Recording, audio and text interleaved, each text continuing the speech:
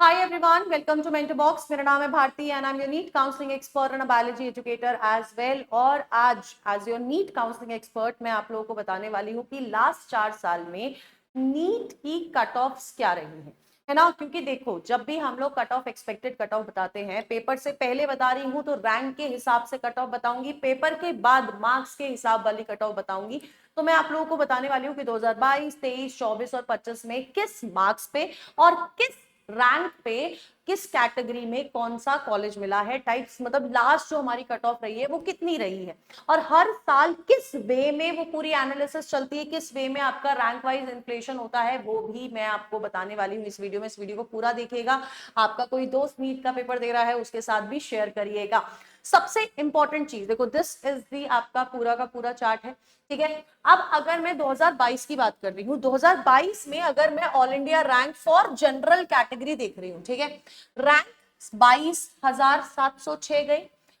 2023 में 23,562 गई, ठीक है। 2025 में 25,032 गई है, और 2024 में 25,000 गई, 2025 में 27,332 आपकी रैंक गई है।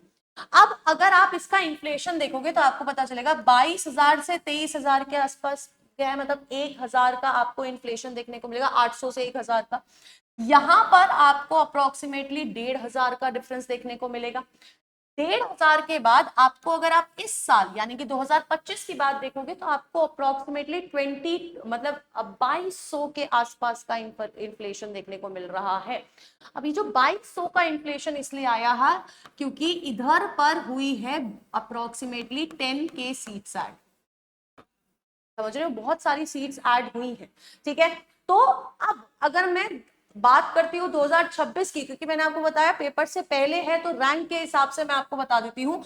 रैंक जाएगी बेटा जी 29 के अराउंड, 29 टू 29.5 के अराउंड आपका इन्फ्लेशन होने वाला है, इससे ज्यादा इन्फ्लेशन नहीं होगा।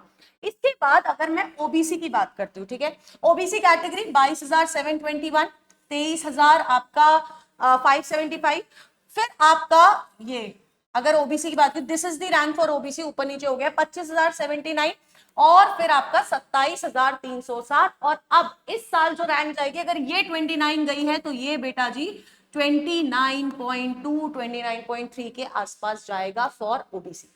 ईडब्ल्यूएस कैटेगरी 23,501 गई थी, और जब हम लोग 2022 की बात कर रहे हैं, फिर आपकी 25,005, फिर आपकी कितनी गई 28,000, 3,000 का इन्फ्लेशन आया था, ठीक है। यहां पर 2,000 का, यहां पर 3,000 का, यहां पर अगर आप देखोगे तो फिर से 2-2,500 का इन्फ्लेशन आया है।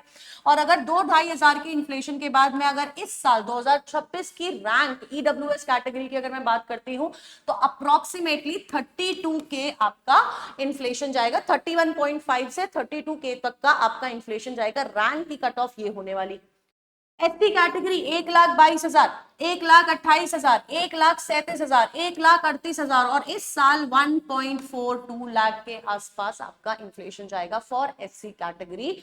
अप्रोक्सीमेटली 153, 168, 168, 164 कम गया है एसटी का कट ऑफ, आप देख रहे हो कम गया है। लेकिन मैं अभी भी बोल रही हूं कि या तो देखो, अगर कम गया तो इतना ही रहेगा, आप देखो 168 सिमिलर गया है, या ये 1.64 ही रहेगा, या अगर 1.64 नहीं है तो 1.66 हो जाएगा।